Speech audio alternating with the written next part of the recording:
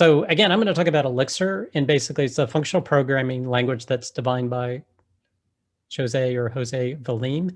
He used to be one of the Ruby developers, and he jumped over to start writing Elixir.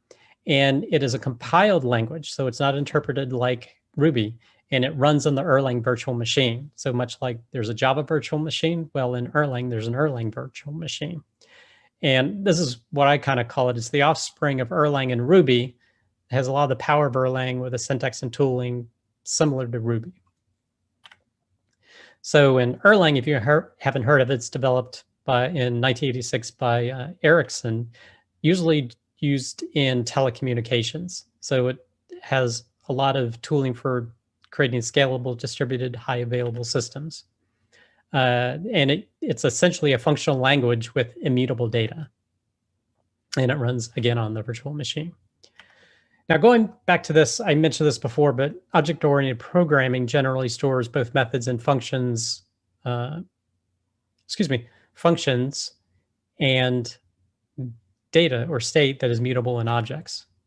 Functional programming only uses pure functions that are grouped into modules. So there's no concept of a class in functional programming. And the state is generally not stored, or what's more appropriately termed, I think, is that there are no constraint. I think the term that I've seen used by Bob Martin and others is it constrains assignment. And you'll see that a little bit. What it does, it doesn't call assignment, it calls pattern matching. So in terms of just using pure functions, basically you just have an input that goes into a function, then gets passed to another function, and then leads to new data coming out. And there's a comment by Dave Thomas that says functional programming is all about data transformation. So basically you just have pure functions that take data in and spit data out, and there's just a pipeline of functions that bring data where it needs to go. So a little bit about storing state here, which is, of course, what object-oriented programming does, which functional programming tries to, well, of course, it stores some state, but it tries to avoid doing that with permanence. Like there's this no concept of global variables, really. So some of the disadvantages of storing state is concurrency. So whenever something is having, you have a shared objects, accessing that is going to be difficult in terms of concurrency. So imagine you have 32 cores and you want to change the state of an object to different values at the same time, you run into problems. So that's why you have locking and mutexes and all that kind of stuff. Yeah. Oh gosh, on desktop programming in .NET, trying to keep threading straight is a nightmare sometimes. So and which is what this specifically speaks to, is same objects trying to get hold of, or multiple threads trying to get hold of the same object, and then last guy wins, but you don't know which is the last guy at any given point. Yeah, so functional programming language avoid this issue. A little bit comment about imperative versus declarative. Like Ruby, you generally specify exactly how your program carries out its work. You do a loop, you do set, certain variables to these things. In Elixir, it's more like it's declarative. So you kind of explain what you want the end result to be, and it kind of does it a little bit more for you. It's not exactly that way, but it's not, I guess I would say, it's explicit or as imperative as Ruby. So it's a little more black boxy than Ruby is. You could say that. Well, like in SQL, you don't use a loop to bring back a set of records, for example. Right. So maybe you use more use more maps to iterate over something. But all right, so this was talking about assignment versus matching. So in Ruby, you assign values to variables, x equals 1. Well, in Elixir, you ask it to attempt to match the value of the right side of an expression to the left. So it's more like the concept of mathematics. So This is the Elixir website, and it's talking about pattern matching. So it's perfectly legal to do something like this in Elixir where you have, I don't know, is this big enough? You could say x equals 1, and basically it's saying, does this match? And it returns 1, but you can also do 1 equals x. Does x match 1? And it's perfectly okay.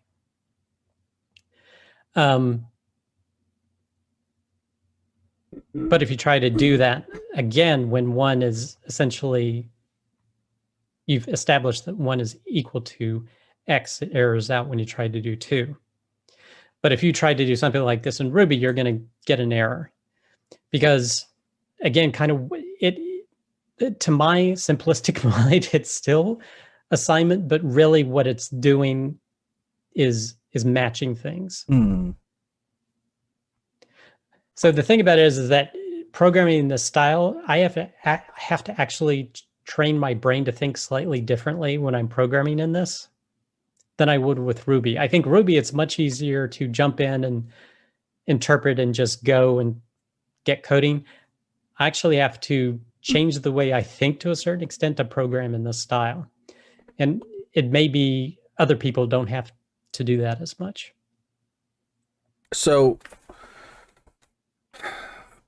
the equal sign is matching.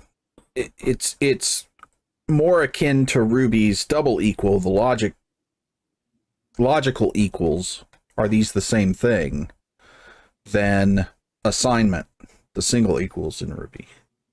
Yeah, but it's also, if this hasn't been set yet, you're also stating it essentially has become a sign, because look, if you do x equals 1, it returns a 1, which means that is now the value of x because you stated it as so. But I can only assign it once. Once I've assigned it, that's it. Right. That would blow up my brain. It does have a little bit, again, because of the immutability. Now you can do some reassignment, but it's definitely, at least that's what I recall, but it's definitely not encouraged, or you're not supposed to do that. You have to jump through more hoops to do that. Yeah, I'm trying to remember. It's been a while since I've actually gone in and done some Elixir coding. But so, lost my spot. I'll just keep it right here. Okay, so loops versus recursion. So in Ruby, you frequently use loops. In Elixir, you use recursion, so you don't have to mutate state. So I don't have an I counter or something. Exactly. So here, you have the variable with state that is mutable. And this is a C. This is a C language. So every time it goes through the iteration, it is actually changing this value, the I value. Mm-hmm. You can't do that, so you use recursion. And they've set this up here with 2 methods here. So it calls this value, and then it calls itself. And then once the n reaches 0, this method is actually called as opposed to the top one, and exits the recursive loop. So basically, recursion allows you not to mutate the state of the variable. Because it's essentially, this isn't a variable that's it's a value that's being passed through an input. So it's all about transformation, inputs to outputs. Okay. And essentially you're doing that when you're doing something recursively. Right. So also in Ruby, you frequently use conditionals. So if, else, et cetera, to branch your code. In Elixir, there are a number of conditionals, but you can, or I would say the best practice is to actually do what I say here, use multiple functions with different parameters defined. And that's an example of it right here.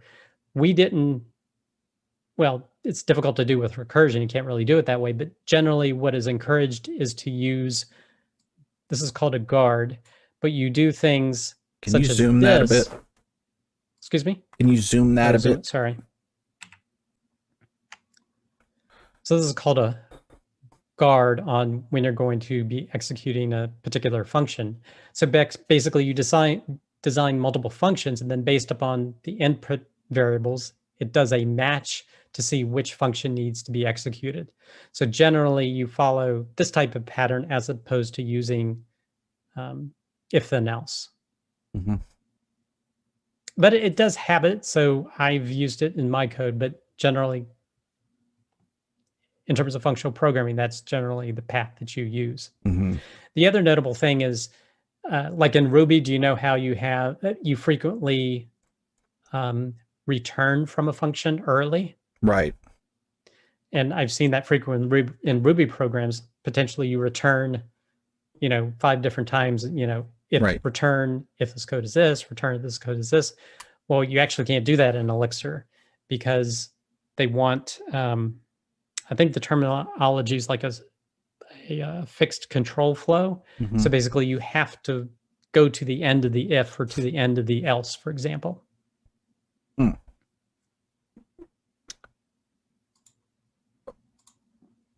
Oh my goodness. This my brain, I'm not sure if my brain could translate, because I have spent so many years doing OO programming and having my brain trained that way, that these other concepts are really a stretch for. They don't seem like that big a deal, but if I was going to sit down and program this stuff, it would really take some effort. That's what I was saying. When I program in this, it's kind of like good and bad. Once you get it, it's great, but it is a bit of a struggle. I'm sure the more that you use it, it becomes more second nature. Sure. But I do have to think differently to get in the mindset of programming in this functional style. Mm-hmm. And like, this is what I was talking about, pipelining again. It's all about transforming. So for example, in Ruby, you may say, all right, going to have a customers variable, and I'm going to find the customers, and then I'm going to set an orders variable. I'm going to get the orders for these customers and get the tax, processing the sales tax for these orders for this given year. Now you can do this in more of a functional style. Again, trying not to create so many intermediate objects in Ruby by doing something like this. Mm-hmm. But in Elixir, it has this way to essentially pipeline the output to the first parameter of the next function. So for example, and I probably shouldn't even be setting the text variable here, but it's basically you run this command and it passes the results to the first parameter of this command, which passes the results of this to the first parameter of this function. So and then it outputs the data. So you got like a chain of functions there that just, but those functions don't call the other functions. They just pass a parameter basically down to the next line, and the line calls the function with that parameter. Right. Yeah. And actually in Phoenix, which is the Rails equivalent for Elixir, it has essentially a function pipeline. So a request comes in, some input comes into the framework that runs a function that creates a connection object of all the different parameters. Could be headers, could be params being set in from the query string, etc. That gets passed to another function and then goes to controllers. And, the whole process is just mutating or I guess mutating is the bad word, but in terms of talking about functional programming, but it is definitely updating the data, changing the data, essentially mutating it through until the response comes out. So again, the comment that is, it's all about transformation. So a given payload has come in and you're transforming it to what the response should be. At least that's the kind of thinking, at least for Elixir. But you're not actually changing things. You're not changing the things inside the black box. You're just taking the input into the black box, doing some stuff, and transforming that input into something else. Right. So these, again, with functional programming, these are pure functions. So there's no like instance variables to speak of. It's just, they're pure functions, super simple to test, getting an input and spitting out an output. So these are more like a class level function or a module in .NET where you don't instantiate this thing. You just call the functions that are in the module. Exactly. Yeah, there's no instantiation because, yeah, there's no object essentially. Okay. Which means you can't pass that object around with mutated data, so you can't store the data in the object. So exactly. And there, again, that gives it, essentially, that's another indication of its immutability. Because, nothing changes within the function. Gotcha. What is mutating is the data object that's being passed through inputs and outputs until it eventually returns the data to the browser. Okay.